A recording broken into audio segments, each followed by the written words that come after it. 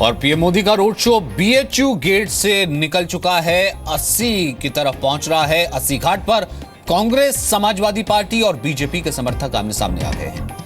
80 घाट होते हुए पीएम मोदी काशी विश्वनाथ जाएंगे। पीएम मोदी ने इस दौरान विपक्षी समर्थकों का भी हाथ हिलाकर अभिवादन किया।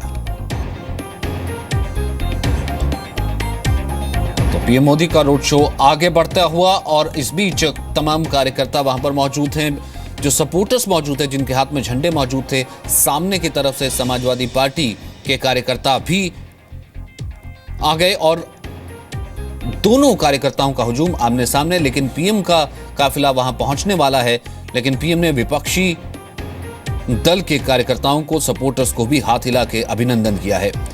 ये दोनों कार्यकर्ता फिलहाल 80 घाट रोड पर आमने सामने आ गए हैं। वहीं समाजवादी पार्टी नेता नरेश अग्रवाल ने दावा किया है कि बीजेपी को हार का एहसास हो गया है, तभी पीएम खुद 3 दिन वाराणसी में है।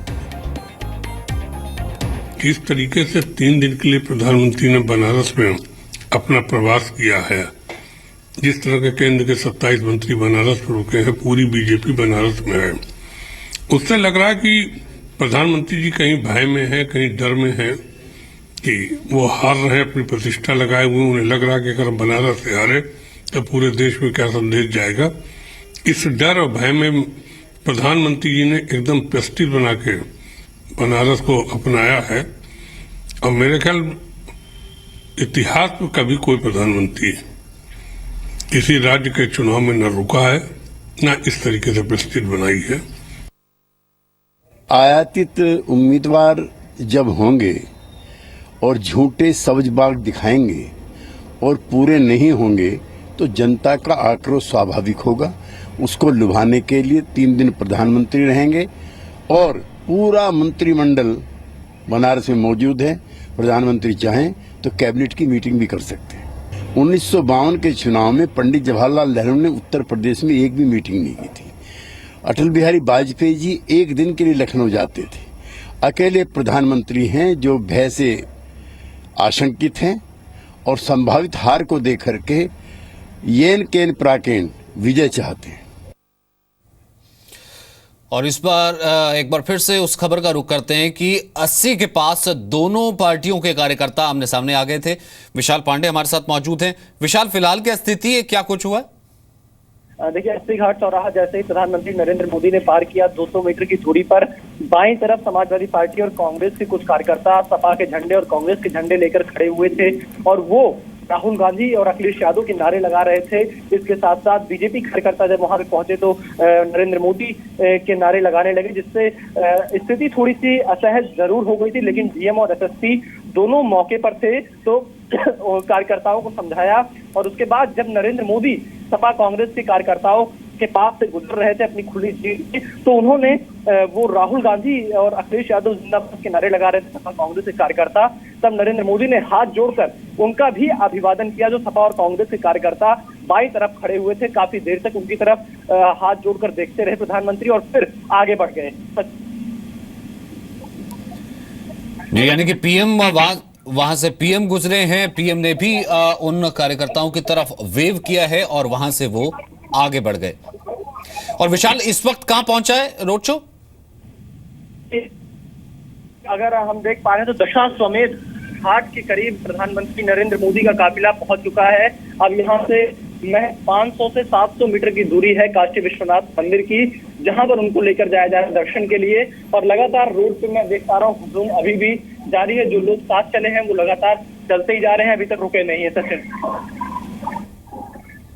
जी, विशाल आगे आपके पास लौटेंगे, यानी कुछ ही देर, लगभग आधे घंटे के करीब का वक्त और लग सकता है। आरपी सिंह साहब, जिसका जिक्र यहाँ नरेश अग्रवाल कर रहे थे और ये पहले प्रश्न अभय दुबे ने भी पूछा, ये डेस्परेशन है या फिर डर है, या फिर यूं कहे कि विपक्ष डरा हुआ है तो ये कह रहा है कि पीएम को 3 दिन यहाँ पर क्यों गुजारने पड़ रहे हैं? देखिए, प्रधानमंत्री की अपनी वो कॉन्स्टिट्यूंसी है और प्रधानमंत्री अपनी कॉन्स्टिट्यूंसी में 3 दिन लगाए, 30 दिन लगाए। ये आज से पहले इनके प्रधानमंत्रियों ने किया तो इनकी नालायकी की, जिसका नतीजा आज ये भुगत रहे हैं। इनके भी प्रधानमंत्री रहे, वो नहीं लगाते तो उनकी नालायकी की। इनके राहुल बाबा कभी नहीं लगाते।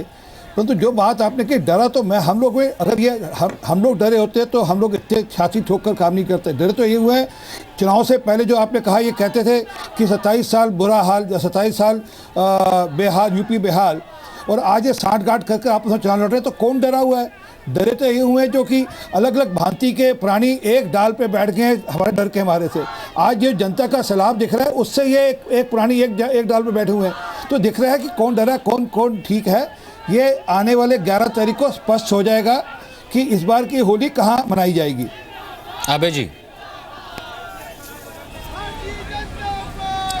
देखिए, प्रधानमंत्री जी का जो वक्तव्य आया था, उन्होंने संकेत उनकी तरफ से दिया कि हंग पार्लियामेंट होगी। मायावती जी भी प्रतिपक्ष में बैठने को तैयार हैं। तो ये साफ परिलक्षित होता है कि कांग्रेस पार्टी और समाजवादी पार्टी का गठबंधन उत्तर प्रदेश में एक अच्छे बहुमत के साथ उत्तर प्रदेश के विकास का मार्ग प्रशस्त करने वाला है। मुझे बताइए, आप देखिए कि जो निराशा से नकारात्मकता आती है और नकारात्मकता भाषणों में नफरत के दृष्टिकोण से परिलक्षित होती है। भारतीय जनता पार्टी के जितने उद्बोधन और वक्तव्य नेताओं के हुए हैं, उसमें नैराश्य का भाव दिखता है और इसीलिए वो अपने विकास के काम से अब क्या काम किया है, ये विकास का आत्मविश्वास कहीं उनके उद्बोधनों में झलकता नहीं।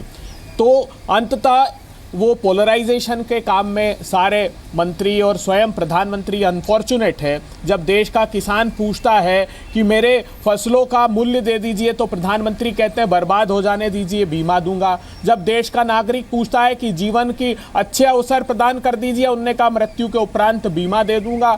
जब अच्छे दिनों का प्रश्न खड़ा किया जाता है तो कहते हैं कि मैं स्मशान घाट और कब्रिस्तान दे दूंगा। तो मुझको लगता है अच्छे दिन के दीदार कराइए, मौत के द्वार भारतीय जनता पार्टी नागरिकों को मत पहुंचाइए। आपने 73 सांसद आपको उत्तर प्रदेश से दिए हैं, जिसकी वजह से केंद्र में सरकार बनी है। आपकी जो रिस्पॉन्सिबिलिटी थी उसको ओन करना चाहिए था और उत्तर प्रदेश को बताना चाहिए था, देश को बताना चाहिए था कि आखिर क्या किया है। आगरे का जूता और पेठा उद्योग बर्बाद हो गया, बनारस का साड़ी उद्योग स्पॉइल हो गया, अलीगढ़ का ताला उद्योग। तो जो इनफॉर्मल सेक्टर है वो डिमोनेटाइजेशन के कारण बहुत बुरी तरह प्रभावित है और वो परिणामों में भारतीय जनता पार्टी को अपने मत से व्यक्त करेगा मतदाता कि कितनी बड़ी त्रासदी और ऑर्गेनाइज्ड लूट ये नोटबंदी की डिमोनेटाइजेशन की हुई है इस देश में।